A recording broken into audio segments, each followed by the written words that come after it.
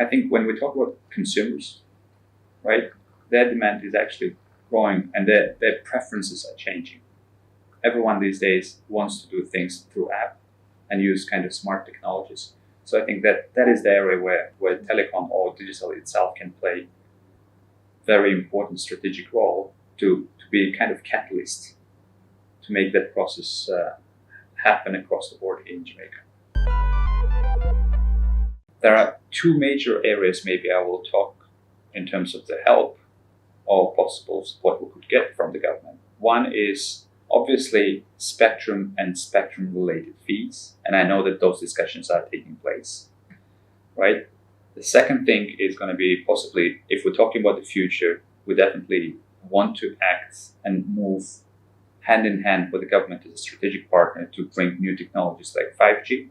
We're very much open for those discussions. But again, it comes with a cost and investments required and return, right? So any new technology needs support from the government. One of the biggest areas of our operating costs, which are really hurting badly these days, is electricity and famous JPS, right? So I see those costs being really heavy, and I don't see the light at the end of the tunnel as such. I see the cost growing, and we're earning in local currency when we see the charging is happening with some kind of ratio linked to the hard currency or USD. So and that pain, as far as I know, is like across the board. So we definitely altogether have to find a way to address it. And if we find, and unfortunately, we don't have a special tariff for the industry. I think one of the discussions which we have to start having with the government and regulatory bodies is about having a specific tariff for telecoms. Because currently we're getting charged, and I think that charging is a bit unfair. What would you like to see with respect to that? At least some kind of engagement and discussion with the regulator and maybe JPS themselves. And addressing the pain point, you know what I mean? Because this business, as I told you, is all about reinvesting back and bringing new technologies and ensuring that the quality of service is not compromised. And if business won't be able to foresee or control or forecast properly the cost associated with one of the main drivers like power, then it's going to be really difficult to move as fast as it's required. Many people think the telecom business is easy because you put the tower and you kind of providing the service. But if you just step back and you will see how it was evolving in the course of last 15 or 20 years, there is no any other industry which changed itself as fast as telecoms. We started with 2G only 15 years ago when it was on the voice, right? And that penetration just boomed.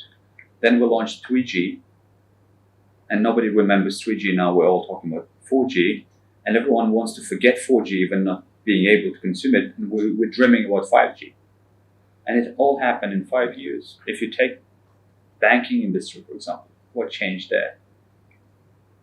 If you take any other industry, there is no that rapid change. In our case, we're almost dropping the old technology every 5 years and coming up with a new thing, which means for the business, a lot of investment.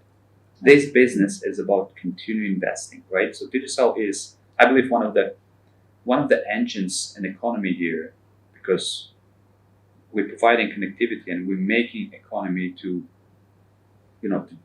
it's like an engine. We're making it move and develop and grow. I think at this stage, 5G is more marketing term.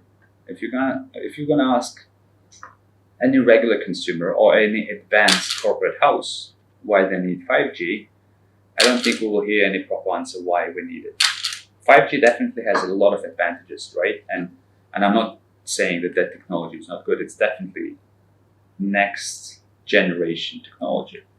But if you check the numbers and statistic, majority of the phones don't have 5G capability, which means even I'm going to build as a business, if Digicel will build 5G network, most probably only 1% of Jamaicans, if not less, will be able to benefit from this, right? And we're talking only about benefits, but if you talk about the investments required and possible returns, it won't even make any sense. So the way I see 5G will be evolving in Jamaica and many other countries it's going to be mostly commercial kind of solutions for some enterprises or some companies which will require that specific solution, right? But even if I think about them, they would prefer to have fiber, fiber is always better than any 5G or 4G. You know what I mean? Capacity-wise, it will give you a better solution.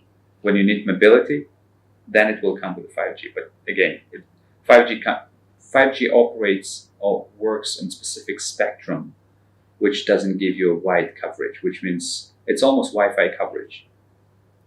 Can you imagine how many sites you need to build to ensure 99% population coverage?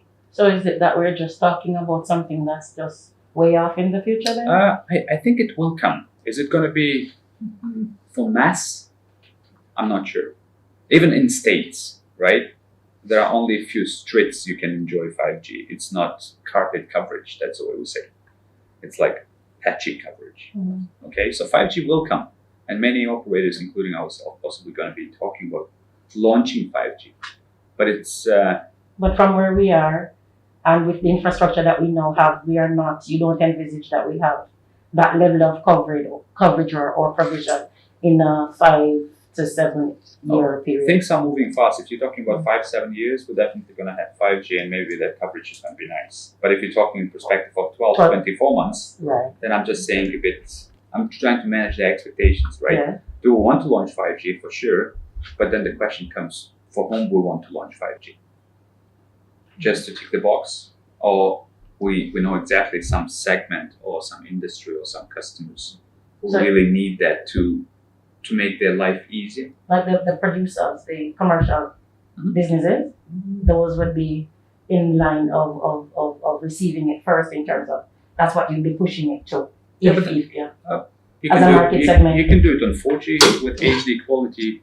With my LTE network, you can have a live broadcast from your phone, from your computer, from anything. 4G itself is sufficient. If you're going to provide more spectrum in the technology, it can go to 100 Mbps per second, if not more.